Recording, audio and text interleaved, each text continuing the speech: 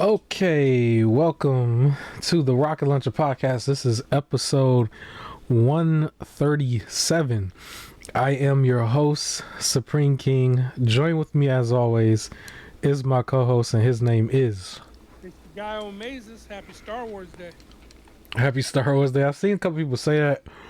I also saw the Epic Games do the thing too, so we'll get to that probably at some point. But Star Wars Day, so that's the whole May 4th thing.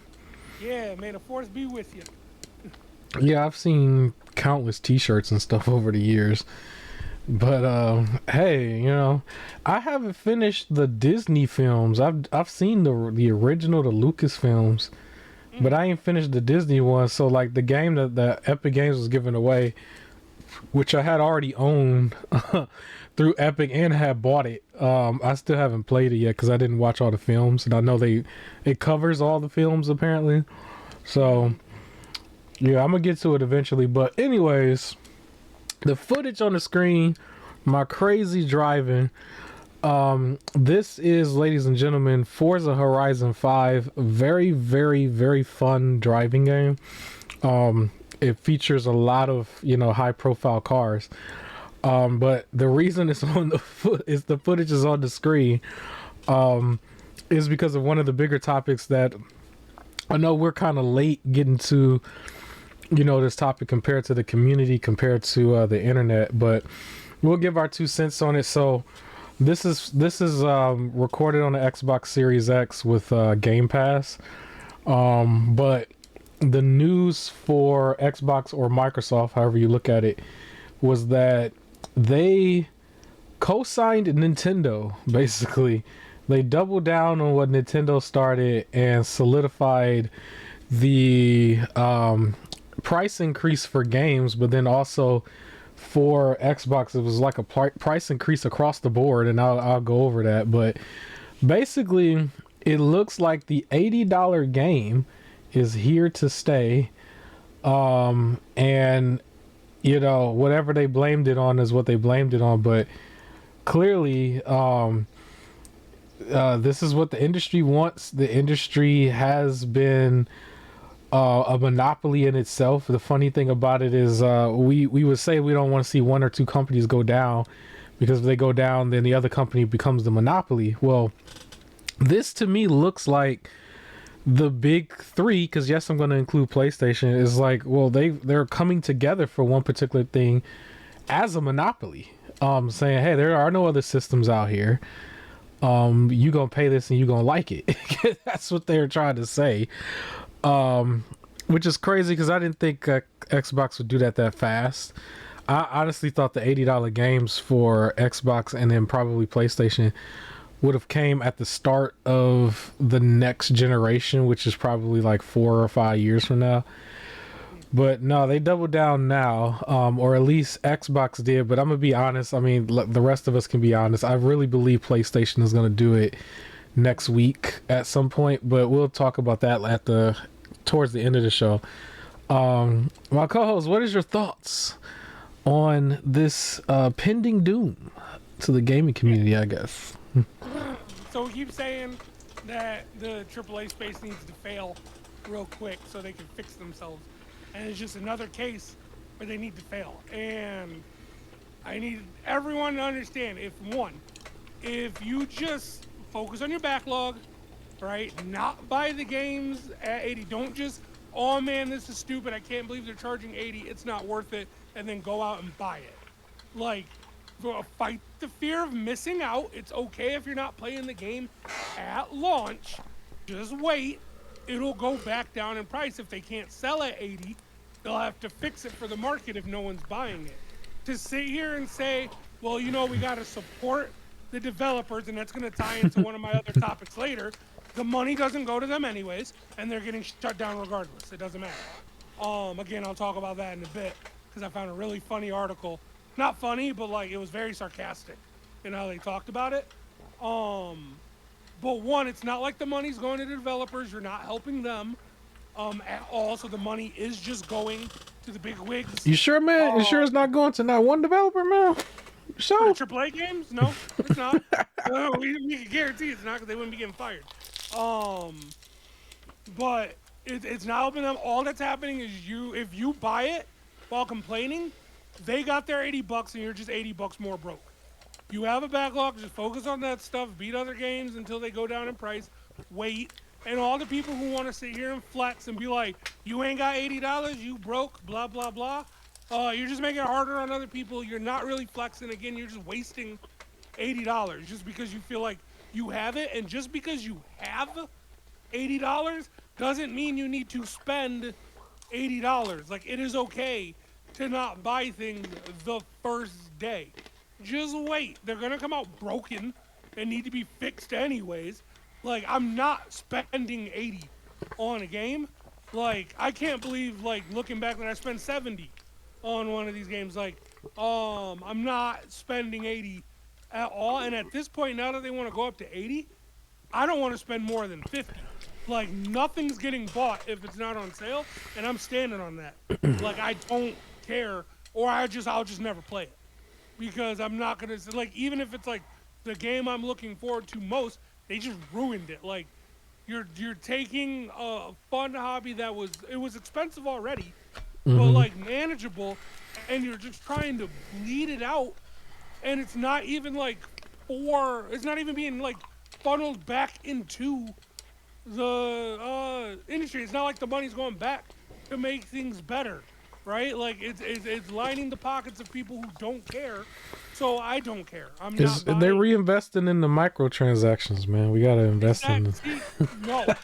So, yeah, I'm done with it. Like, I'm not spending more than 50 on a game.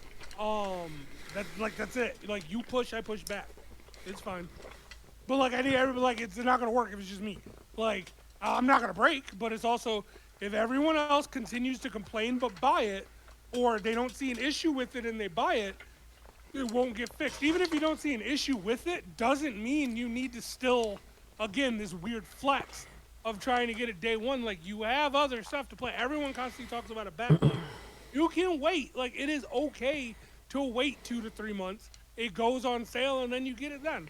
Like, you're not missing out on anything. Like, you are okay. It'll be fine if you wait a little bit. This weird fear of it, like, I gotta be the first, I gotta know everything, and I gotta immediately talk about it. It reminds me of, like, sometimes I've seen something where, like, a movie came out, and somebody online was like, oh my god, it's opening night, but, like, I can't wait, I need to talk about this movie. And they'll post a status, like, let's talk about it in the comments, so it's not, like, spoiled for people. But what'd y'all think? And they just get zero interaction for, like, weeks, because it's like, yeah, no one, like, wants to spoil it, and no one saw it yet. You rushed. Like, don't rush, just wait. The game's gonna be there. It's gonna be fine. The studio people is gonna get fired regardless. So you're not helping them by buying it day one. If it's a AA, yeah, it's way more supportive and you can help them. That one seems to be going back, but they're also not charging 80. So, but even then, I feel bad because if they're gonna be charging 60, cool. I'm still waiting till it's 50 or less. Well, that's an interesting thing to say, because Nintendo especially,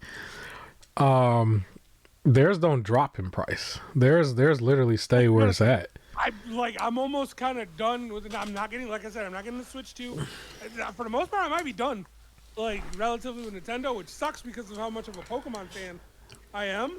But one, I've been losing a little bit of interest in the games, and two, like, again, I'm not about to spend $80 on a Pokemon game. Like, that's not happening. A Dreamcast game, man. It's a Dreamcast 2. See, I barely wanted to spend 60 on it. 70 was gonna be absolutely crazy. 80 ain't happening. So the only way I can get another Pokemon game is GameStop gonna have to bust out them deals where it brings the price down to 50, because I'm just not getting it. I'm not spending more than 50. I thought it was interesting that Xbox really came out the gate, because they were actually the one company for a few months that was actually looking good, because they had a lot of stuff that was just dropping. It was a lot of games. Game Pass is still on fire. Game Pass is definitely still on fire. But it was like we're leading up to, like, literally 1 month from now will be their big show. And it was like everything was fine. And then they just doubled down. And it's kind of weird because they've never this whole generation, until they tried to, put stuff on PlayStation, they never encouraged you to actually buy games to begin with. They were very much encouraging you to go to Game Pass for every little thing. You can just push it even more? Like it's 80, or you can just go to Game Pass? Yeah, because the noticeable thing was that they went across the board and increased the price on a lot of their stuff, but did not increase the price on Game Pass across all of their different versions of it. But you know what? You could argue they had already did that first, because we did talk about when they did do it. But just to go over the detail, because this is actually very interesting as well. I don't think I've ever seen in any console generation a console increase in price 5 years after it's out. Bruh, that is insane to me that happened. I was gonna bring that up. The fact, like Series S went up like almost 100. All of them went up almost $100 dollars. Like it is. Why? Like, again, 5 years later, and it's like now it costs more. Sorry. Yeah, so the Series S, the main attraction for a Series S was the fact that it was cheap. I remember it being the only thing you really got it for was because it was cheap. Because outside of being cheap, everybody made fun of it, about it being underpowered, holding the industry back. They said all types of stuff about the Series S. And some of it was just really gaslighting. It wasn't really all true. But for a lot of people who care about this thing, they got it simply because it was cheap and it was small. Well, now it goes from $300 to $379.99. So this actually went up by $80. And then the 1 terabyte model is now $429.99. It's very weird pricing for some of these. Xbox Series X, the all digital version, is $549.99. The regular Xbox Series X is now $600, so that's $599.99. And then the 2 terabyte special edition Galaxy Edition model that we never really saw in stores, that one is officially $729.99. So that one is now officially the most expensive one until PlayStation announces their increase for the PS5 Pro, I imagine. But there's an Xbox Series X out there that costs $729 now.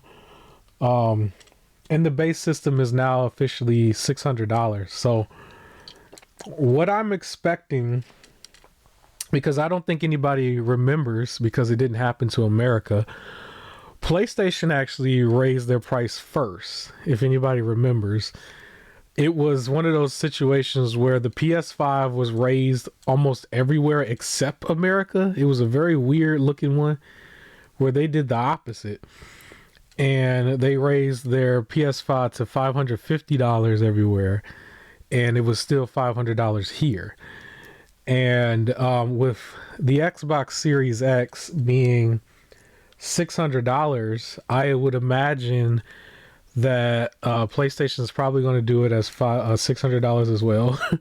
What was really interesting is like I said before in the beginning, it feels like the industry decided to team up and be a monopoly. And I told somebody off air, shout out to another content creator called his name on here is Constructive Game Critiques. I had told him, this reminds me of 1996, the NWO in WCW. If anybody's an old school wrestling fan, they'll remember that 2 guys got together and they teamed up and they kept teasing a third man, but we didn't know who the third man was. And then Hogan comes outside and he turns heel. Yeah. I feel like the third man in this case will be PlayStation, and in the video game industry, Xbox and Nintendo, or at least Xbox has, or Microsoft has co-signed Nintendo's increase, and Xbox is always known for being the ones who set the price because they can, because they're just that company, right?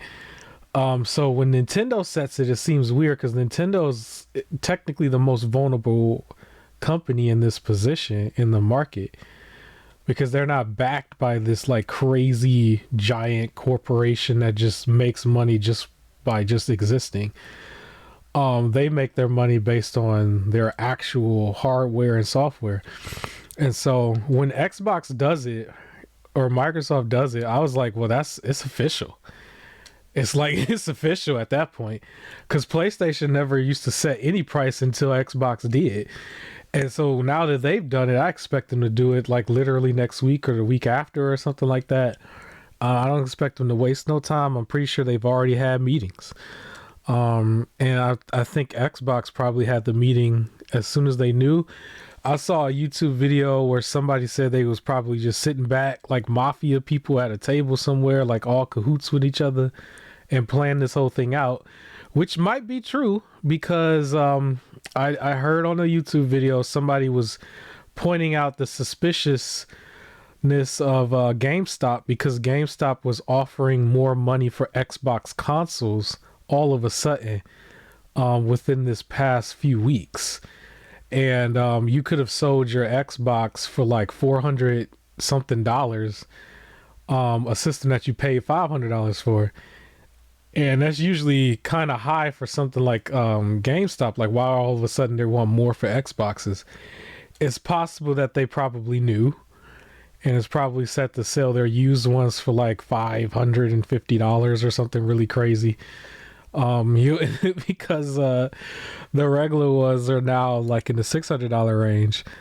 The funny thing about it, so when I first heard the news, that's why I'm kind of laughing. When I first heard the news, I laughed at it because I knew what that meant for the overall community. Is basically we're just gonna follow, if anybody's into the finance world, it's gonna follow the housing community. When they tried to sell houses at like 6 or 8%, they was trying to all of a sudden introduce credit card interest rates on houses, and then all of a sudden nobody was buying in the houses, and then they was trying to sit there and say, oh, the economy is tanking because people don't want to buy into these things, and the housing market is this and that, and all the people who's in the real estate was losing money. It was just like, well, I mean, what do you expect some of the people to do? It's like, if you really make it that much, I mean, people are just not gonna, they're just simply not gonna buy it. Claire Obscure Expedition 33, hottest game out right now. A lot of people are calling it game of the year. I am as well. But that game is the epitome of going against what the industry is doing, because the company over there is about 30 employees, maybe a couple of executives. They brought this game out and immediately put it on sale. The PC version, if you found it off of like some of them little key websites and stuff, you could have got it as low as like $35.99 at launch. And that particular game just caught on like wildfire. It's streamed everywhere, it's played everywhere. And they sold like to the actual developers. Yeah, it sold for like it sold 1 million copies in like 3 days, right? So it's officially a big deal. Out of nowhere. It was literally an out of nowhere game. Xbox of all places was the ones who introduced it back in last January, and at the time people was like, oh, it's just another game that will be, as an Xbox Game Pass title.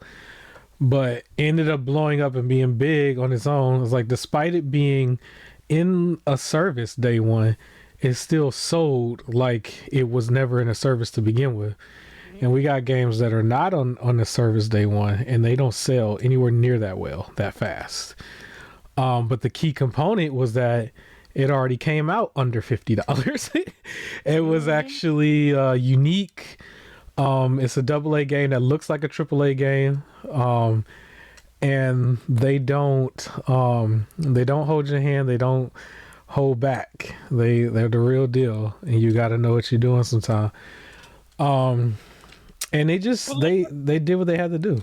Yeah. But like, let's also, and I've mentioned this before on the podcast, like the people who make these decisions. What was the other game that got praised for being consumer friendly?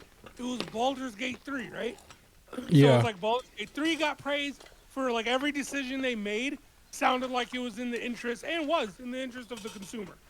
And the player. And then Claire Obscure clearly is like, we made a game for the people. Another game that got celebrated, and I don't want to like sound like I'm not really giving PlayStation credit, but like Astrobot was kind of another one where, like all the extra decisions they make about the game, with like the DL, like the things that drop, the supporting the game and everything like that. Again, they didn't charge for it. It was all in favor of the gamer, and openly saying we're doing these things for the gamer, right? We're not trying to like take all your extra money, enjoy our game. These are the games that get highly praised, talk about, and people say this is what everyone needs to do. And then the other AAA people who are in charge, not the developers, the people who are in charge, see it, hear it, and go, oh, I get it. You guys want more microtransactions for us to raise prices. Like they're just not paying attention. And then when things don't go their way, it's like, well, I don't see what we did wrong. It must be people just don't want to buy stuff, right? Like it's so crazy to me that like these decisions keep happening, where it's like clearly like it's the wrong decision. Like it's so, to me, it's so obviously the wrong decision. I'm just watching like, why are you doing that? Like who suggested that was a good idea? Yeah, I'm glad I got all the Xbox controllers that I wanted ahead of time, because I was always like hot and cold on the Elite one, but I didn't really care to get it. But like they raised the price on some of these controllers as well. So the controllers that were there for as low as like $60 are now being raised up to as high as $80. Depending on the style controller, it's going up like $5. But then the Elite controller is a full $200 now, and I think they did that because PlayStation's Edge controller was $200, where the Elite controller was $80 at launch when it first came out, and you could find it sometimes as low as $150. But now it's a full $200 wireless headset. So the original one is now $64.99. I think the wired one was $60 before, if I'm not mistaken. But the wireless one, that one was $100, and I do know that one because that was one I considered getting at one point. But now that one is $120. So everything had increased that was already out for years. Now I will give Xbox some credit. At least they're being consistent, because I was trying to understand with Nintendo. I was like, how do you blame this on the tariff and it only affects one line of your product? You know what I mean? Like, that didn't make sense to me. Where it's funny because Xbox is like, okay, it affects all the lines of the products, but we're Americans. We're not like importing anywhere. We're not importing anything. Like, nah, it's going up. Like, we're just doing it. Like, it's crazy. Because it's not going because the tariffs is going up because they didn't make the amount of money they want. So they're like, well, let's do that. But or they're trying, again, that whole little secret round table, like, people are mad at Nintendo. Let's like ease some of that because people are still going to support us anyways. Or like we can raise the prices because we only care about Game Pass anyways. Well, so, Xbox is strictly, let's be honest here. That was an opportunist moment. They took the opportunity to set the price for the industry, for themselves, and for PlayStation and Nintendo, because Microsoft can. It's just simply because they can. It had nothing to do with tariffs. Like they're right here in America.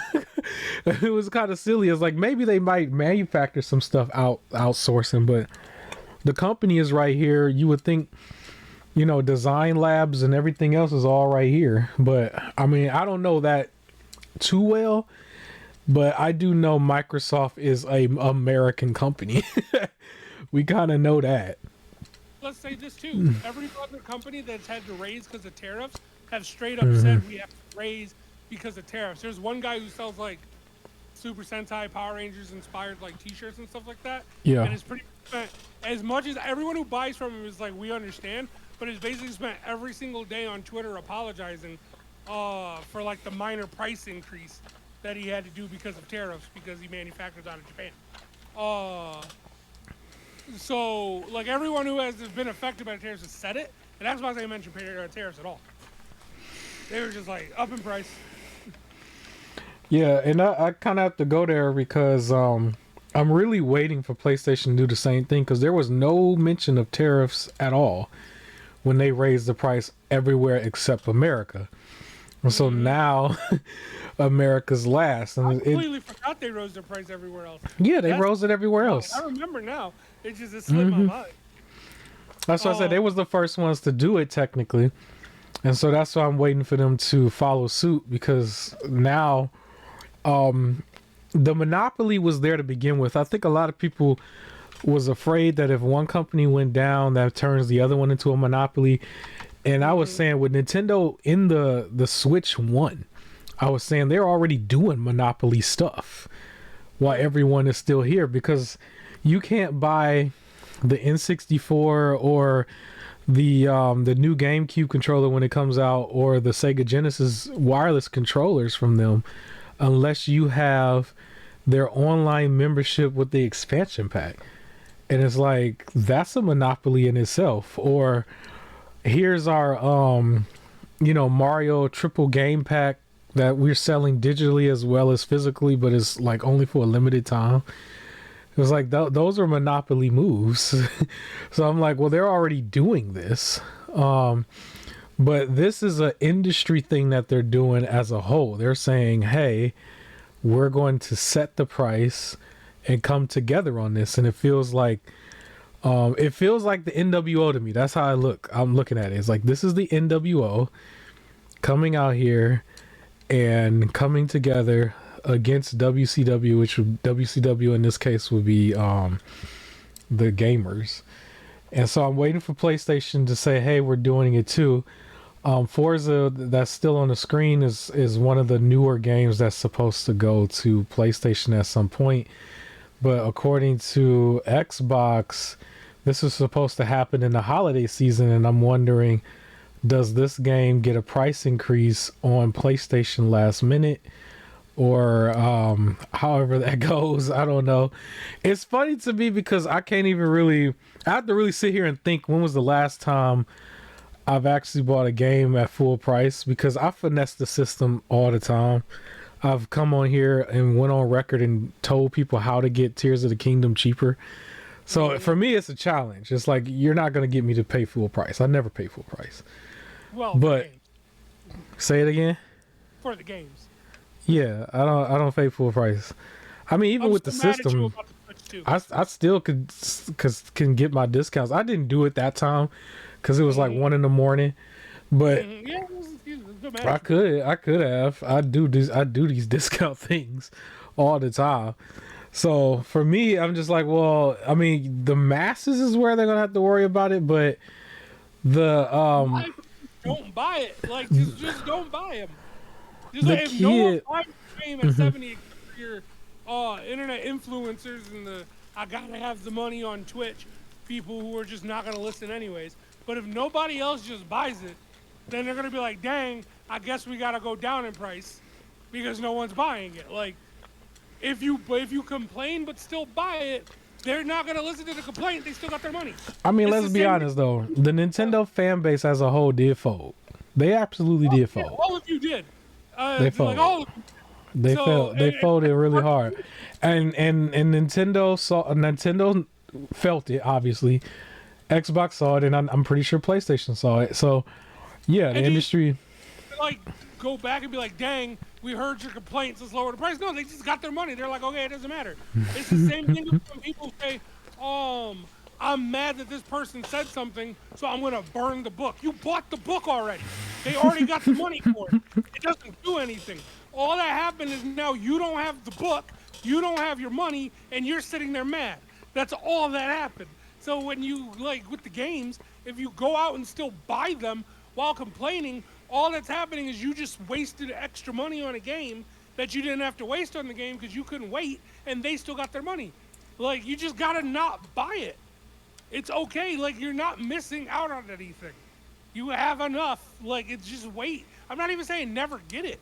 It's, again, either finesse the system with sales or just wait a month or two. Like, it is. Well, I can understand that thought process with Xbox a little bit, because a lot of people are probably saying, well, I could just go play this on Game Pass anyway. But when you look at Nintendo, there is no month or two.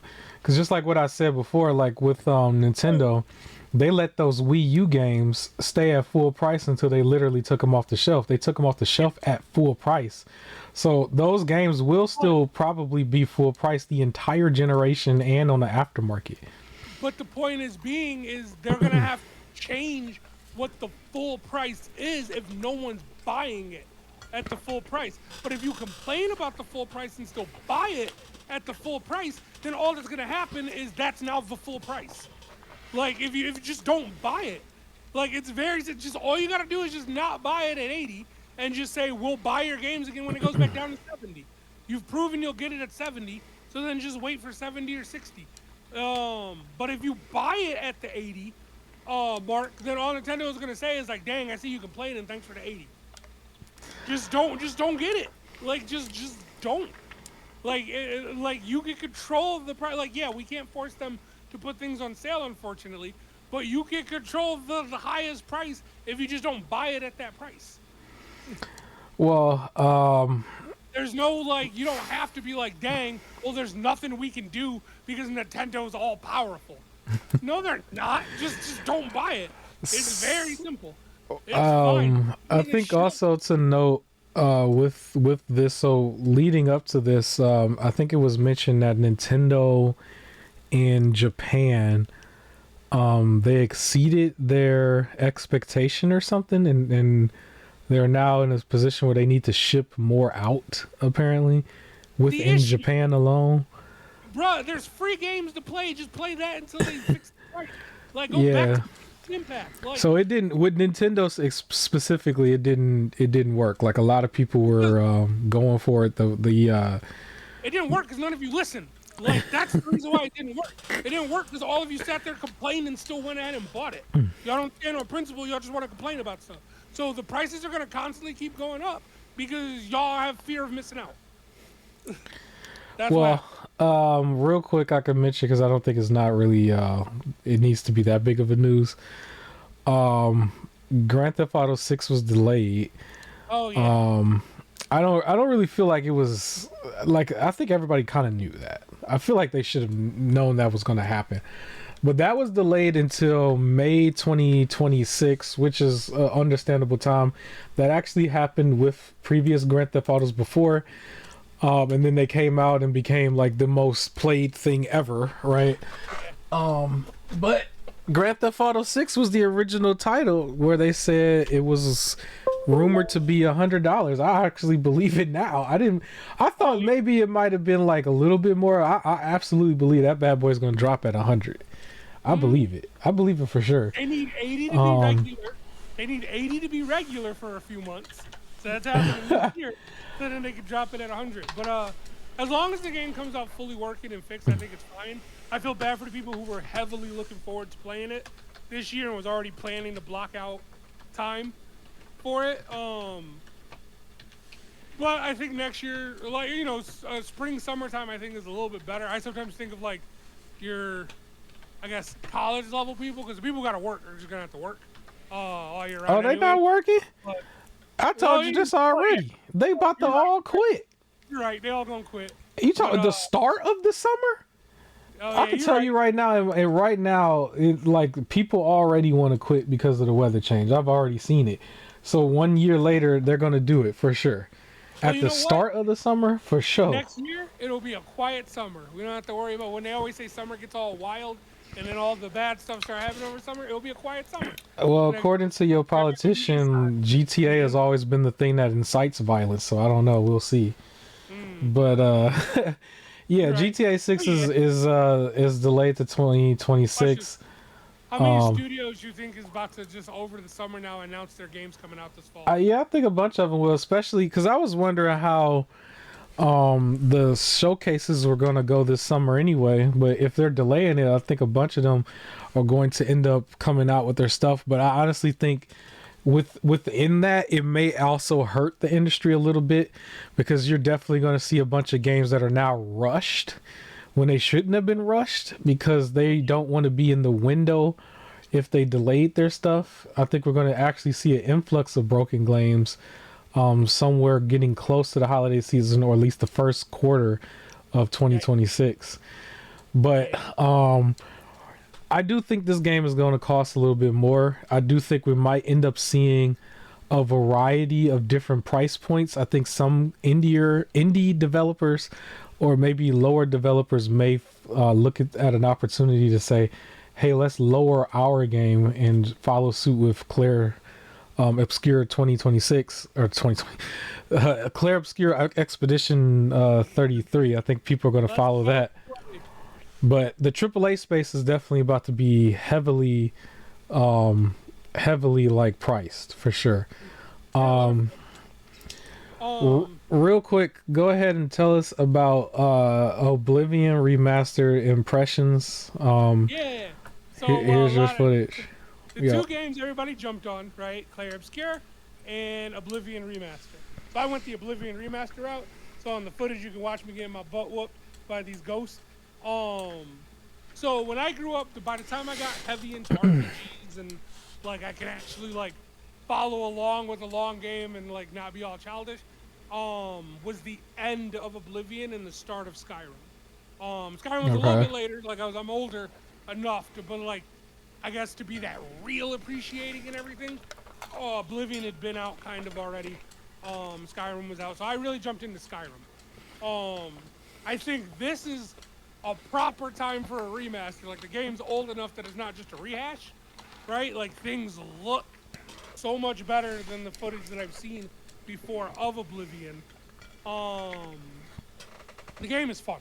Like it brings me back to like when I first started playing Skyrim and I just got lost in the RPG because that was like really my first heavy RPG. Where it was really you can do like anything and just go and like adventure. And that's what this feels like. Even after you beat the tutorial, the first thing the map tells you is like, here's the marker where you need to go. You can just go straight to the mission, or you can go explore the city, or you can turn around and go the other way. Do what you want. Have fun. Right? Like Hmm. it's basically what it says. Um, the combat, it has its like, I don't want to say jank. It's like they didn't try and like make it extra modern. It still like plays out like slightly of the old school way, but not enough to where it's like now it feels dated. So it feels good. Still while playing, and it has its challenge to it. Um, some of the missions are a little bit tough. As you can see, like have a hard time fighting more than one enemy at the same time. Uh, the of course the story is very Skyrim RPG like. Everything again looks better. The world looks nice. It's cool with the new engine that they used for it. Currently, I'm doing a mission trying to get a crystal ball back for some Hmm. lady, but her ship is haunted. So I gotta go fight the ghost. It is. It's a fun game, easy to get lost into and just spend hours doing stuff. And there isn't really like a wrong move. You can just like do adventures and talk and go loot and find things. So I'm enjoying it. It So how just much you brings pay me for back this? to. I paid 50. Should this game increase this 49. holiday season? No, stay at 50 Stay at because 50? It it is probably is still going a to increase though. rehash. It is still a remaster. It's not new. Um, but I think also for the people like as they're still planning out Elder Scrolls 6, um, I think this is a nice way to help introduce some of I guess a younger crowd, or people who would have been way too young for Oblivion or even Skyrim at the time. that like I don't think they necessarily need to redo Skyrim. They probably will again, but I don't think they need to. But like playing this, and then when 6 comes out, it should have a nicer fan base for it. Hopefully. Does this game So qualify for a Game of the Year contender? I'm gonna say no because it's still a remake. I still think that should be its own category of like just top tier remakes.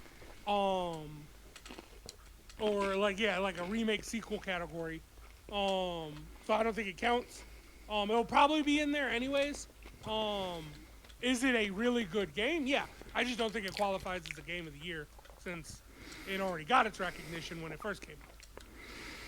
I will be playing this once either Expedition 33 or South of Midnight is finished. This is one of them that I'm going to pick up. Okay. In the middle of all of that, I'm still trying to do Ninja Gaiden. Once all my Game Pass, I'm going to let it expire for a couple months and try to go back into Black Myth Wukong. I know a lot of people probably shocked, like, yes, I did not finish because of all the other games that was coming out and stuff. Mm. But I want to play that. I want to finish Bloodborne as well because I kind of just like stopped. And those are some pretty fun, challenging games. And I like a challenging game every now and then. And I'm kind of fiending for one. But yeah, yeah, this is Oblivion. I think it looks good. You can tell that it's still built on an older game, but Okay. I think it's Good. still going to be great for a lot of people who have never experienced this. I know in my earlier gaming days, I criticized Skyrim because I didn't understand. Because I was looking at all the graphics, but now they're upping the graphics and everything. Yeah. I can appreciate the game. I already appreciate the game a little bit more anyway because my gaming tastes have changed since 2019. Yeah. But yeah, I I'll will play also this. I say will play the other one. Go ahead. the running animation, especially in not first person, is the goofiest looking. Like you run like like how like a track star runs, but Hmm. like your arms are also kind of like behind you like a Naruto run, but still like moving forward like an actual like track star. You look goofy when you run. You almost look like Ezra Miller's Flash when you're like running. Like it looks horribly like funny. Um, but yeah, some of the missions are fun. I will say when you go to play this, my one without like the tip that I would say to not spoil anything because everything else you can look up and just kind of experience. When you get to the end of the tutorial and you're about to exit to like go into the real world, make a save there.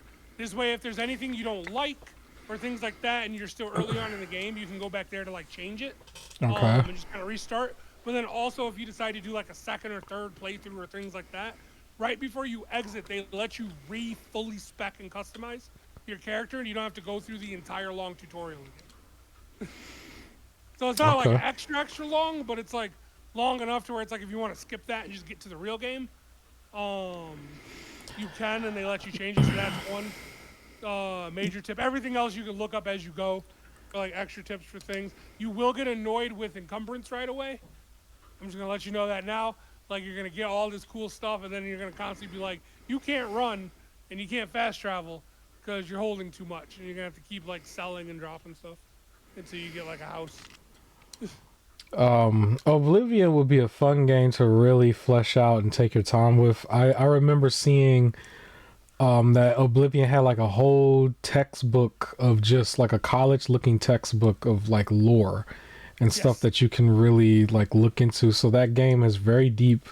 There's so much you can do in there, even though like the main missions are like pretty straightforward. Like there's so many other missions and stuff, and Well, people really enjoy the world. I got to the third technically main mission. Hmm. About I think 11 or 12 hours in now. Um, and like just because I'm doing other stuff, like there's just so many things that you can do along the way. And according to how long to beat, it says to beat the game's main missions 11 hours.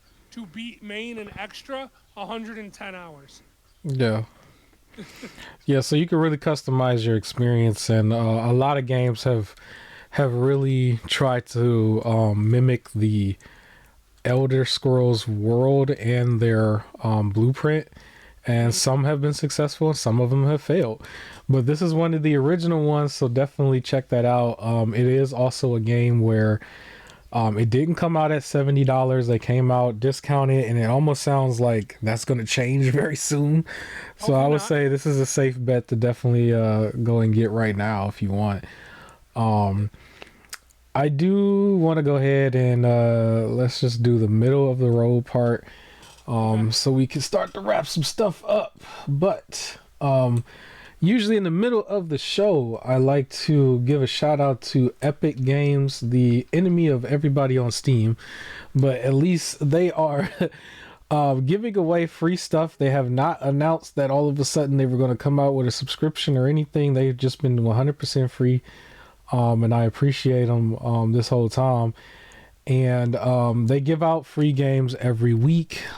Sometimes it's more than one game a week, like this time where one of them was somewhat of a surprise. But you don't have to have a PC right away or a handheld. You just need to create a profile.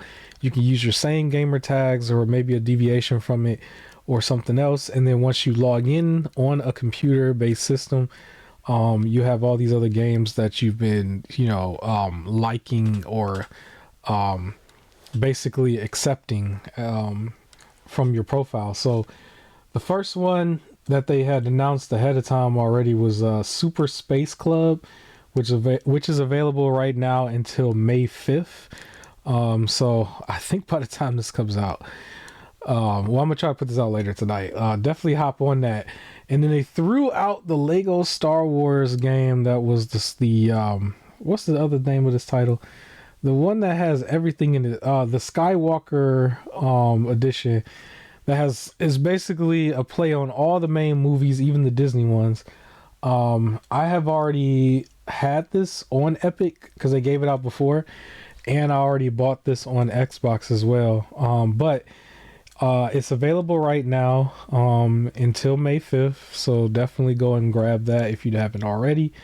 Watch all the shows or the movies beforehand, and then go play through the series. And then from May 8th through May 15th, actually, was the other one? I think did I say May 5th? I think that's May 8th. I wrote it down wrong. So you got a couple more days. So from now to May 8th, the Super Space Club and Lego Star Wars game is available. But from May... It says Star Wars is only available until May 5th. Star Wars so it was that one. So they kind of shadow dropped the ish a little bit because they only announced the Super Space Club one. So yeah, you got to hop on that immediately if you haven't already. And then from May 8th to May 15th, they have a game called Dead Time Defenders, and then another one called Touch Type Tale. That name kind of sounds a little sus. I don't know about that second one, but still, free games. They're available for you, and you can go and claim everything. And then eventually, if you don't have already a computer or a handheld device, once you do, you can go and play everything there. I have like over 300 games there, and I know I've only paid for maybe less than 10 of stuff that I just really wanted and took advantage of some of their like little discounts and stuff. But everything else, there's so many games there, especially like a lot of the side scroller ones that I like that they have just given away. And yeah, go check that out. Other than that, I do want you guys to take a look if you're interested in a company called, I think it's called Nixie. I don't know how to, it's NYXI Games. They do like controllers and stuff. They do a lot of Switch alternative controllers. They were the ones who did the Switch controller that's actually a GameCube controller that I bought from them, where you can cut it in half basically and turn it into Joy-Cons on the side of the Switch, or put it back together and it's basically a GameCube controller. and it's wireless, and it's a pretty good controller. I played completely through with Metroid Prime Remastered with it both ways, with the Switch and just as a controller. But they had a controller that came out that was called the Hyperion 2. It is still roughly it's pricey. It's up there with like regular Joy-Cons a little bit, but a little bit cheaper. And then they had like a little discount, and so I ordered it, and I'm waiting for them to come in the mail because I never really had Joy-Cons that are like roughly the size of Joy-Cons, but made for people who got bigger hands and not like them little flat nub looking Joy-Cons that they got that get Joy-Con drips and everything. This thing has like actual, control sticks, Hall effect sticks. So no drift, and then they're nice and big for people who play with the real controllers, right? So if you're interested, go check that out. I think it was like full price for $80, but then they had like a sale where it was like $5 off an additional 10% or something. Something like that. And I had jumped on it because I really wanted them. They looked really nice. Other than that, what's going on with the Prime games? We got anything going on for that? So the May games have been announced, and some of them are out. There's 23 games for the month. Currently out: Star Wars Galactic Battleground Saga, Lego Star Wars: The Complete Saga. So that one's the Complete Saga, not the Skywalker Saga. So I think it's only 1 through 6. Mm-hmm. Styx, Master of Shadows, and The Invisible Hand. Then later this month, we're gonna have Wolfenstein 2, Amnesia Rebirth, Hypnospace Outlaw, and Doors Paradox, Saints Row: Gat Out of Hell, Endless Legend, Golf with Your Friends, Legacy of Kain, Blood Omen 2, Mail Time, Fate, Thief 2, Everdream Valley, Chessorama, The Lost Ashford Ring, Samurai Bringer, Trinity Fusion, Master Plan Tycoon, Liberté, and Jennifer Wild Unlikely Revolutionaries. So Prime will be by the end of the month, by the 29th, 23 more free games. All right, cool. Yeah. So the Switch 2, man. So if the Switch 2, if they had a $200 version, would you have jumped on that? Would you have pre-ordered that one?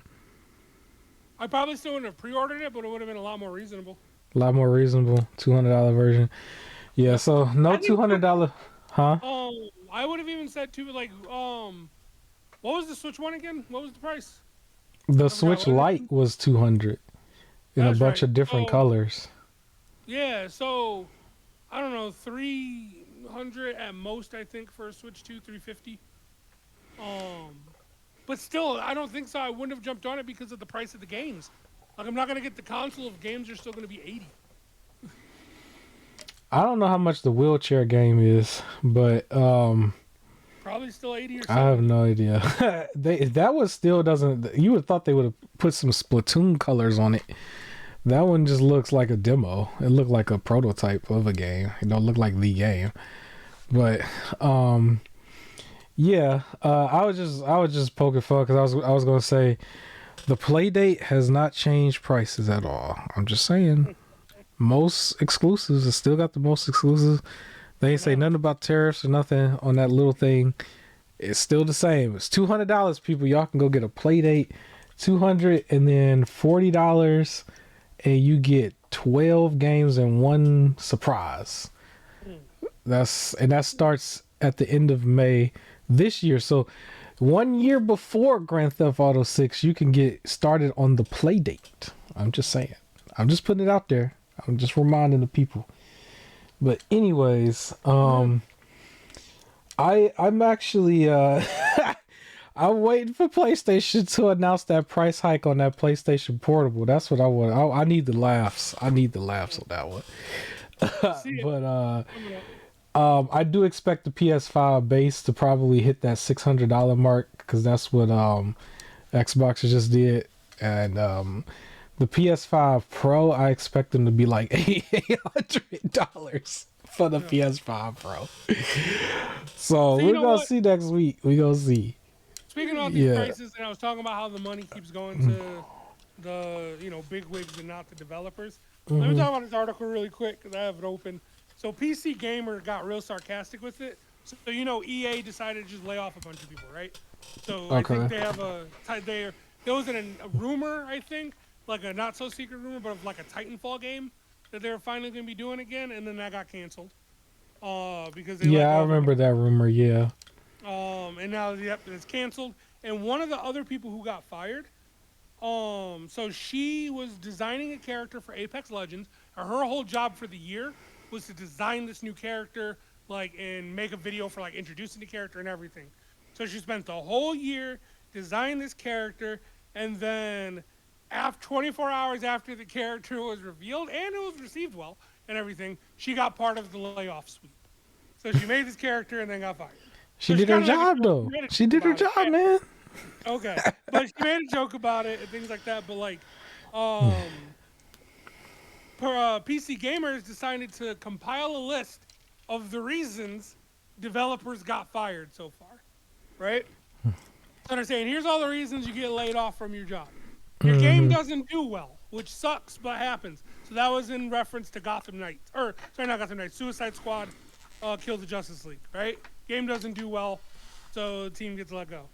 Your game is called a success, and then you get laid off, which was Hi-Fi Rush. You make a game as successful as Marvel Rivals. When that like first started, everybody was like rushing home to play it, and then you get laid off, which is what happened at NetEase. Your studio gets acquired for $60 billion, you know, Activision Blizzard, and then you get laid off. You endure executive pressure that forces you into making games your studio isn't good at making, right? When Arcane Studio had to make Redfall, even though it's not a type of game that they make it, it doesn't do well, you get laid off. Someone decides your portfolio needs to be aligned, reorganized, and restructured to become more flexible and agile. Meanwhile, at the same time, your CEO decides to spend $2 million on vintage cars, which is what happened with Bungie and Sony. So you get laid off. So they spend $2 million on vintage cars, but they need to redo the portfolio, so your team gets laid off. And now the newest reason for getting laid off is you worked on a game. The Bungie one still is the top one. That one's the top one because I think they paid an extra billion or something to ensure that people don't get laid off and still did it anyway. Yep, That's the one. That one Yep. is the top one for me because I'm like, bro, like they paid all that look, extra money and Marathon is what seems to be dead on arrival. People did not like what they were seeing. nope. Oh, and let's not So forget, as a suggestion for all the people getting laid off, the former Sony president said that they can just like go to the beach for a year, right? Don't blame the greedy execs. Like things just kind of happen. Just go ahead and just go to the beach and relax for a year. That's what you can do, right? So this is what I'm talking about, where we can't be like supporting this stuff and just don't pay it. It's not going to developers. They're not getting severance with some like nice little payday, and now they get to take a year off after having to do all that crunch time and then wait till they have their passion again to rework. No, they just get fired and start scrambling for a team again. Like that's what ends up happening. listen, But I for thought PC Gamer was hilarious with this. Like shout out to the person who wrote this. I think his name is Harvey Randall. Yeah, that was it was very well written. now I do want to throw the alternative out there for the people. If you decide to buy everything day one, those companies, they can offer their employees a pizza party. Before A pizza party, man. Everybody like pizza parties at their job. You don't want your bonus to be a pizza party, man? You can get the pepperoni. Listen, pizza. I apologize to the people who heard it. You know, I was chewing on a couple slices here and there. You know, I had a pizza party here, man. It's a pizza party, man. Everybody love pizza parties, man. You can't say you don't like a pizza party. A good old fashioned pizza party. Okay. Yeah. Yeah, man. Everybody get pizza parties at their job. You ever hear about that? Man, everybody get it. We get pizza parties all the time. But maybe the people might get a pizza party. Is that good? Does that count? No? Oh. Maybe? No? All right. Man, hating on the pizza party, man. Well, listen. Yes, I'm hating on the pizza party. You know what the people that get the pizza party, they get a pizza party is cool though. I mean, it's like you there all day. Because when you're there all day, it's like you kind of hungry more than you want money at the moment. You know what I mean? It's like they might be hungry more because you're just I would there. rather have the money You and gonna I have can some go get pizza. my own food. You get a pizza party, man. I'm just Oh my, saying. I'm oh my just saying. They might want the pizza party, you know. I'm just saying. Well, anybody, I mean, I guess do what you want for the people out there, but let's get to the next topic real quick. So Borderlands 4, they had a deep dive, quote unquote, deep dive into this game with a segment that was around 20 minutes long, where they showed off some gameplay, a little bit of like some characters, some new characters. I mean, it looks like your standard Borderlands. If you coming into it now, I mean, you've played plenty of it at this point. But they tried to, sell it to you as like you can jump in as brand new, which you can. And it looked pretty much similar to the other ones. I will say they pretty much told everybody everything was captured on a PS5 Pro, and it was they were showing off new abilities that were like climb abilities, gliding abilities. I do remember in their very beginning reveal of this game, they showed off the grapple hook, which is more of a Halo type thing. But they showed off their version of it, and then they showed off new abilities where you can hop on a machine type thing, almost like a Star Wars glider thing, which is probably cool because they're saying like you can just pull it out at any time, where traversing in that game has always been his weak point for sure, with like the little tank thing that they have you go and find. You don't really get a chance to fast travel. It doesn't really look like they're still trying to fast travel. It look like they're just trying to say, hey, you could just have a thing to drive all the time, I guess. But I'm into it. I mean, it's Borderlands. I'm used to what Borderlands is at this point. So I'm into it. What do you think? How you feel about it? Game looks fun. I always get scared when they're like, this is the good jumping in entry point. For new players when it hits like a 4 or a 5, because sometimes I feel like they ruin the mechanics a bit, or the story gets bad. Like usually it's either it's not like a fresh story in the universe. It's almost like we're just gonna erase everything of the past. Like that's kind of a scary thing for me. Or it becomes the whole, like it's a jumping point because now the gameplay is gonna be similar to what's out now, not what we've been doing. But it doesn't seem like they're doing that. It seems like they are going with the fresh original story in the same universe. And it seems like the gameplay seems like, it's always been Borderlands is easy to jump into and figure out the gameplay.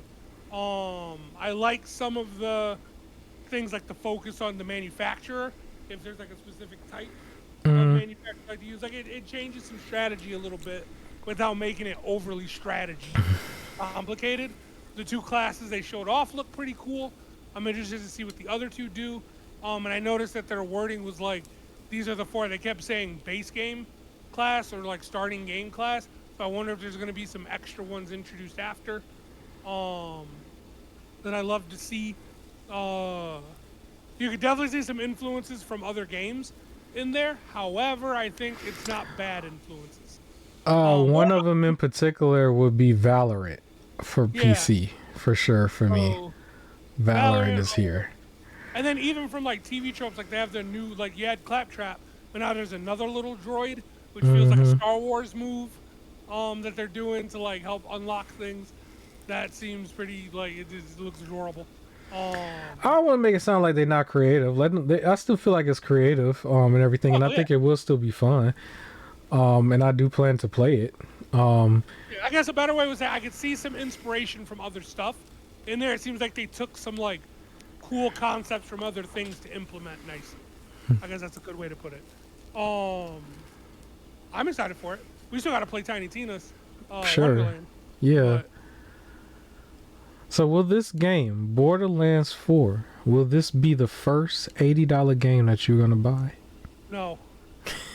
Why not, man? What's wrong with it? Get it at 50 or less. It's gonna come out $80. They just set the price. They told everybody this is about to be everything coming out this holiday season about to be $80. You can do that all they want. I'm not So spending this gonna be $80, man. So my co-host is gonna buy Borderlands 4 for $80. So he's coming out $160. You know, Borderlands 4 is $80. Lords of the Fallen 2 is another $80. So Bro, one of the games that would have been a day one buy for me coming out is Outer Worlds 2.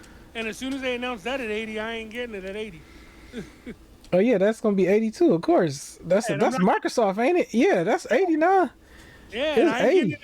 It's that would have 80. been like that would have been one of the like I can't believe I'm spending 70, or I would have preferred 60, probably because like Steam usually does it at 60. Well, listen, you could hop on Game Pass and it will be right there, and a whole bunch of other ones will be right there with it. You can play some South of Midnight. I don't need another subscription. Maybe once I get more into PC gaming, maybe I'll consider it. Like, yeah, you should. Plus, you got to play South of Midnight. You got this most anticipated YouTube channel of all time. That's supposed to come out. South of Midnight is like clearly the first thing you should probably talk about if you want to go there, because that's quite literally what you want to talk about. So go ahead. This is the time. It is opposite. It is literally the topic I don't want to talk about. That is what you want to talk about. It is the one thing I don't want to talk about. Listen, man. Listen, now you got to strike while the iron is hot, man. I'm telling you. All right. Borderlands 4, ladies and gentlemen, will be out this holiday season. It will be $80, I'm sure. They didn't say anything, but nobody announces the price in their trailers no more. They go out there and be like, hey, this is a good trailer, and yeah, you know, you can check our blog later for the price. And then it'll be on there. It's like it's gonna be clear as day. It's funny because they'll do that, and then like you can go to a store and they just put it right there in bold, like this is the price. It's behind glass, so you got to go find somebody to go get it for you. So you know it's on. It ain't no surprises when you get to the checkout. Like that's what I don't understand. What's the point of that for? Because ain't no surprises when you get to the checkout. It's like this is what it is, and it is what it is. I think that's everything on my page that I wrote down. So we do got one final topic, which is going to be PlayStation. So my question to you is, how soon do you think PlayStation will announce their price hike? Do you think they're going to announce one, or do you think they're going to say, no, we're going to not be the ones who do it? Blah, blah, blah, blah, blah. We're going to stand firm because we love the consumer. Go that route, you know, try to take advantage, because they took advantage of Xbox with the whole game sharing thing. What do you think they're going to do? Hey, there's two things that I think could happen. It's one or the other. And we'll see. The next big show, not big show, but the next show that they do, I'm surprised they didn't announce it during the Borderlands one. Because I was heavily on PlayStation stuff. But the next show that they do where they're trying to advertise probably like, you know, here's more Ghost of Yotei and like all this other stuff is where they'll throw it in to say like in the games will be coming out at like 80, blah, blah, blah. And then afterwards try and be like tariffs. So it's either going to be that. They're not going to just announce it. I think they're going to wait till like they can hype up something that everyone really, really wants, and then throw it in there. Either that, or again they're gonna wait till the summer. And really, I feel like they might also wait until. I don't think they'll wait this long. Dang, I was gonna say like until one game that was kind of anticipated comes out at $80 for one of the other systems, and if it doesn't sell well, then backpedal and be like, we're not gonna do 80. Like something like that, but they want to see if it works first. Well, they announced the price and release date for the Ghost of Yotei game before this had even happened. But that was like before the Xbox thing happened. Okay. But You know, I do think they're still in cahoots. I think maybe just that game they just decided to keep it at 70, but I do think by the time the ugly chick from Naughty Dog game come out, by the time yeah, Wolverine is definitely going to be an $80 game. I'm pretty Wolverine is sure. probably gonna be the one they announce it for. So Yeah, whenever they, honestly, dog, they could go ahead and keep that. If it looked like that leak I accidentally saw, they I could don't, go ahead and keep that, bro. But yeah, I think it probably will be. It don't. It looked like you took it and just like derivative Spider-Man. Basically, that's what it was. yeah, And I'm I like, don't, well, if that's what they gonna do, because I'm like, since when does this dude be hopping up and down the buildings like that? Like he's more grounded. But that's what I don't think it's real. I don't think the thing is real. I'm like, okay, but I do So think yeah, that one would be 80. That one has been in limbo for a long time where they haven't said anything. I don't know if they've been reworking stuff for it, but yeah, I think that one's gonna be definitely an $80 game. The Naughty Dog one definitely because they didn't cancel the whole game, so they got to make money back from the cancel game. So that's gonna be an $80 game. PlayStation is still, if we remember, they need to find a way to make money back for Concord. So it's like I don't think they're gonna like not do it because people think that the PS5 Pro was priced the way it was because of Concord and because of scalpers on eBay. When eBay was really when the system was hot, they were scalping for as much as $1,200, and then it went down to like 900 once the people got their hands on it. But once it really settled down, the systems were scalped for like $700, and it stayed that way. And I'm pretty sure PlayStation and Xbox took note of that, and that's why we're seeing the prices, now being very similar to that.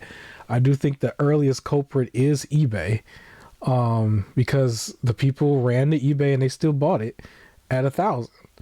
And so they're looking at it and saying, well, if we, make it look more politically correct over time, we can start introducing that as our price because people paid for it as early as 2020 for $1,000 to begin with no games. It was like you talk about during the time frame where all this stuff that Xbox did, they didn't even do that then. They didn't even acquire anybody at the time. And people still went on there and bought it for that much. So, like, all the inquiries, all the buying of studios came after the fact. So, if people was going on there while everybody was saying they ain't got no games, and Forza's delayed, Halo's delayed, and they're buying that system anyway for $800, $900 anyway, and then all the GameStop bundles and stuff like that. So, it's like, if people were still doing that, then, yeah, of course they were going to set the price there. Because they paid attention to those metrics. So everybody is at fault. I can't say it's not just me. Everybody's at fault. So it is what it is. You know what though? If they do, or if they're gonna up the price of consoles as well, randomly, then they're probably gonna announce it real soon. So hopefully people forget by the time they do their summer show. Yeah, Xbox does theirs as early as June. They announce it right away. PlayStation is usually somewhere in August. Nintendo tries to do theirs late June, early July, like right. They're in the theirs is like one of the last ones that comes out right in that time frame. I do expect them to do it because it's like only a few days after the system actually comes out, and they have to announce the holiday lineup ones. Because I don't count the Donkey Kong game as a holiday lineup. That one's like July. But yeah, that's what it is. It is what it is. But honestly, if we really want to go back and look at it, it came from eBay first, because everybody at eBay set the eBay price. That was set completely by the community. They just kind of set it there. And it was like, you say what? People shouldn't have bought it. Like, it was crazy that people were spending that much money for this system. But it was like, bro, just wait. Yeah, they bought it with no games even really being announced. Because like, if you was to go and look at it, the holiday games at that time was already on PS4, and Xbox had really just Game Pass at the time because Halo and Forza came out the year later, because they were delayed, or at least Halo was. I bought the bundle at GameStop. Now the thing is, though, it wasn't on sale. but it wasn't more, right? Like the total of the bundle was just the price of like the things they gave you. The issue was is just I was forced to buy like an accessory or like a game that I didn't want. Uh, in said bundle, it was Call of Duty Vanguard. That was part of the price. And I Well, didn't wait a want minute. What? but For the audience out there, he should have waited too, right? well, no, I walked into the store. You weren't 'Cause forced. it was available in the store. You weren't forced, though. Don't say you were forced. You were not forced. No, I wasn't forced. I said I was waiting till it was inside the store. I Yeah. went into the store and it was part of the bundle, so I got the game, even though I didn't really want the game. But like, it wasn't like I paid an extra $100, $200, to be able to get something because it was just marked up $100 or $200. It was I bought a game in the same way when you just be buying random extra things just so you can get the free shipping on Amazon. Like, I was just like I bought, but I didn't pay like $400 extra that wasn't supposed to be there because it was a scalper. It is not the same, and it was priced at the and when the PlayStation came out, 5 came out. There was no issue with its total. I just didn't like that you had to get it online. There's a difference between Alright, this well, and the two. Well, let's call a spade because I distinctively remember you telling me a story. How did you get the Switch One? Well, oh, that one I purchased from a mom and pop store Where? in New York. Where? What do you mean where? Like you mean through eBay? Through eBay. Yeah, but it was like Yes. well, the Switch Did you came out pay at what? more? Did you pay more than what it came out of launch? I had to pay the shipping cost. But did you pay more though? How much more did you pay? Oh, it was like $25 extra. So you paid a wasn't a lot. scalper markup Oh, of $25. Oh, I'll rest mom my and pop. case. No, mom and I'll pop rest shop. my case. $300. $25 to a mom and He pop. paid a scalper. He paid a I paid scalper, a ladies mom and and pop gentlemen. shop He $25. paid and I a scalper for, and this is the funny part. This is before the PlayStation 5. This is before he the original one doing the scalping thing. He called us all out. He the original one who did it though. That's what I'm saying. Like it come back to my co-host. This is all my co-host's fault. It was cheap Switch. On top of that, like, and also the games are still the normal price. It is not equal. It is not equal. No. Okay, but you came at me earlier saying that I'm gonna pay more for the games. I told you I wasn't though. And I didn't buy no system. I did not buy not one system marked up though. Fair, but you still, but what? You started to complain about the price of the system to begin with. That's funny, man. This is funny. This is fun. Listen, it's a challenge to me. I don't pay. You know what's funny? I had to really sit back and think about it. The only $70 game that I bought was actually God of War Ragnarok, November 2022. You know what? I don't. Even though we complained about it, like, and I didn't like the price of 70, and I bought games at 72. I don't feel like that's bad. I wouldn't be like, oh, you bought it, like you blade everything. Like that's the reason why things are 70. Like, it looked like that's just where the market went. I feel like this 80 jump was extra unnecessary. But, yeah, that's fair. All right, 70 God of War. I bought that one at 70. I'm trying to think of the $60 game. Technically, Tears of the Kingdom, because I did it to prove a point that I was able to do it when it was supposed to be 70. So technically, Tears of the Kingdom counts as a $60 game for me. I think. Oh, here's what will convince me to eventually maybe get a Switch 2 is if you find a way. Don't backtrack now. No, you don't get no Switch 2. Don't backtrack now. I was gonna say if you consistently are able to get every game under like $60 or $50, bro. like, all right, let me explain. Let me show you something right now. This is sitting right in front of me. Can you hear this? Can the people out here? Can y'all hear this? Can y'all hear that? Yeah. These are gift cards given to me from my job. These are I have 4 of them actually in total, but they're all $25 each. Guess what I'm waiting to use these on? Okay. I told y'all finesse. And it's not only that. people don't understand this. I can explain to y'all. Let me give y'all one finesse that I don't use because I think it's highly unnecessary. Go to your bank and give them $1,000 to go into what they call a CD. That's a certificate of deposit. And without even, lifting the finger, that thing should produce you enough money in 1 year to pay for one of these games simply by just sitting in the certificate. That's the only nugget I'll give you. That's it. I plan on doing the. I plan on eventually. I don't know. I don't think it'll be like a Switch 2 thing. I plan on doing the library thing. Oh yeah, I still got the library over there. And what's funny about the library one, because in the real world, not everybody is paying attention to these things as closely as the hardcore.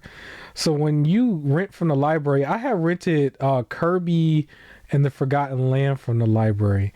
I originally went in with the game plan to only use it, have it for a week. And then they sent me a message saying you could keep it for 2 weeks.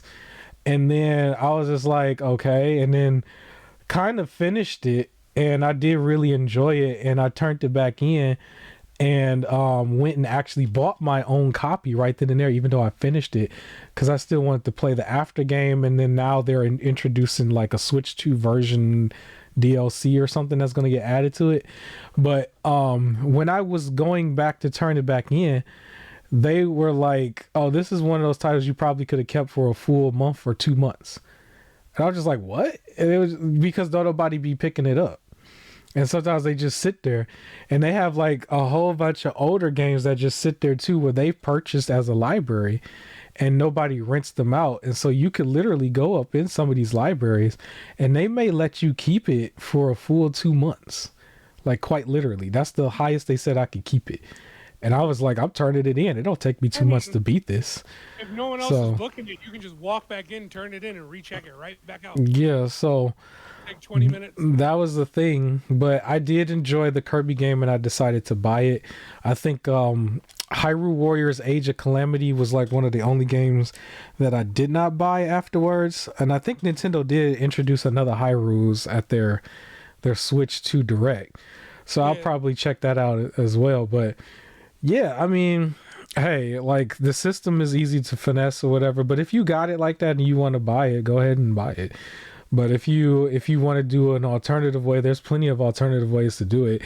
Nintendo initially, if we still remember, they initially tried to soften the blow by introducing ahead of time their own version of Game Share.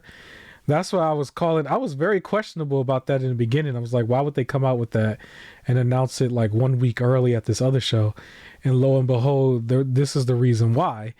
And then at the same time, Microsoft has their Game Pass, and they are not raising the price of the Game Pass yet. And they've already done that, right? They raised it twice. So it's like, at this point, I mean, they have their alternatives there for the people, so you could play however you want to play. I do still encourage everybody to definitely consider the Steam Deck while you can, because emulation on that is amazing, and you can play. I have so many titles on that between my Steam Deck and the RG40XX. Like, just between those two systems, it has the catalogs of my entire childhood, before my childhood, things from arcades that I grew up around and stuff. And there's like 5 digits worth of games, basically, possibly 6 digit worth of games between the two, right? And so everything is still new to you if you've never played it. And the Switch, even though they're trying to catch up, their graphics isn't that much higher. Where when I'm on like the Steam Deck and I'm playing older titles, it's enhanced because these are better hardware and we're on better screens. So it looks better than how it used to look on a CRT TV. And you'd be surprised at what you would see for a game that you probably never played but wanted to play from 10, 15 years ago. All of these side scrollers that I pay attention to on Steam and stuff, all of them look like Game Boy Advance games, right? But they're all like modernized with better controls and you know, a wide range of difficulties and things like that. So I mean, go play a bunch of those. All of that stuff is still great. It's still there. I don't see any indie developer having the nerve to really price hike their stuff the way the AAA is doing, because people barely can see their games anyway. And then on top of that, you still have unique platforms like the Playdate, where you can get a very unique experience for what it is. So I don't think it's gonna hurt me as a gamer, but I do think we are gonna see still an overall gaming crash, because there will be a small margin of people who can still afford it and will get it, but we're going to see less and less of those like millions of sales for certain games. And the way companies work is like, if they don't see certain numbers, they do foreclose on an entire building and everybody in it goes and stuff like that. And so we're going to see more of that. That was already happening before they increased the price. That was happening with the $70 price. This entire time we've been laying everybody off, everything was $70, right? And so if they was laying off every company left and right at the $70 price, they definitely going to lay them all off at the $80 price. Oh, yeah. So it just has to happen. It's a part of the gaming bubble, gaming crash, the gaming reset. In order to reset, you have to crash. So we're just witnessing the crash, and it's their fault. When it happens to all the companies, and PlayStation is next, when it happens to them, it's going to be their fault. If we look at it correctly, there were people, let's be honest, there are people out there that bought the VR2 right away at $550.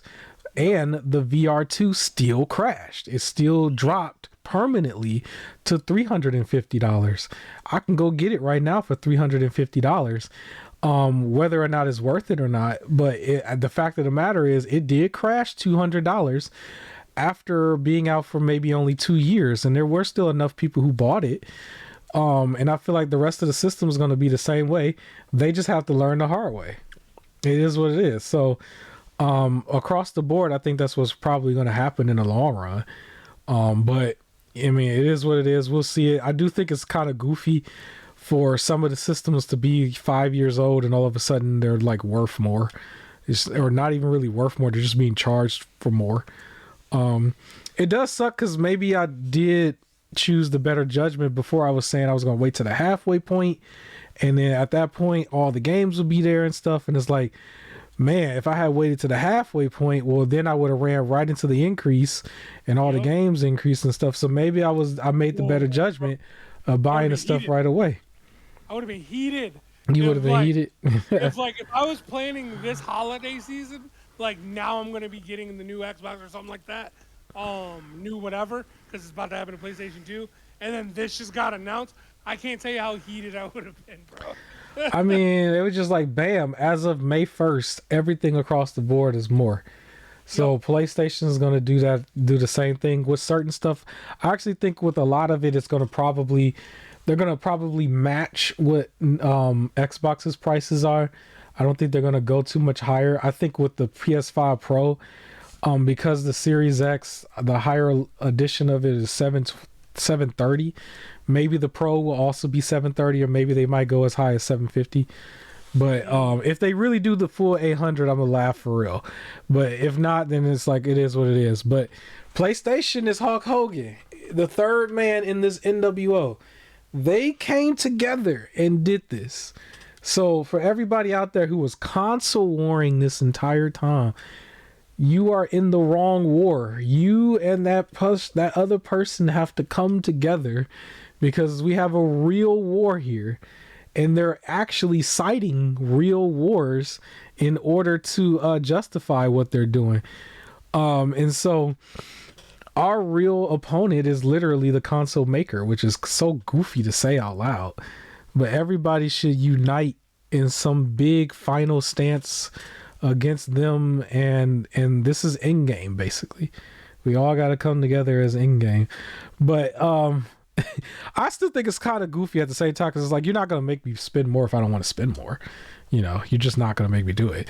But for everybody else, I honestly believe the 20-year-olds are still going to pirate, and they're still going to sit there on Fortnite regardless. It's going to hurt the whole older crowd, but I mean, it is what it is. Maybe the cost is really getting out of control, but at the same time, they don't need to bloat every sandbox open world game. We don't need to bloat everything with all these side quests. It's like maybe the Elder Scrolls games did it correctly, but a lot of these other games do not do it correctly. You just be sitting there like, I thought I'm ready to fight the final guy, but now you're telling me I'm not at the same level I need to be, and I gotta go back. You know, think that's the big difference too. Like real quick, when I was saying for the Oblivion, like you can tackle there's people who tackled that first like initial mission, yeah, at like level 1, level 2. I just did it at level like 5. There's people who tackled that initial mission at level 80. The enemies scale with you, so you can keep getting stronger, get new spells, and get new like ways to do stuff and play. But literally, you can tackle everything as you want. Like I was struggling with some of these missions. Me getting stronger would have just made the enemies harder. Like the mission was just gonna be tough as it is. These other ones lock you. Like they force you to spend 60 hours in the game. They don't make it 60 hours of content. yeah. That's where they go wrong. Yeah, so it is what it is. We will follow the stories as well as when PlayStation announce whatever they're going to do. Because at this point, they have to say yes or no. Because somebody's going to ask them, even if they don't say anything right away. Are you going to raise your price? So we'll comment on when they do it. Other than that, like, comment, share, subscribe. We'll catch you on the next episode. Peace.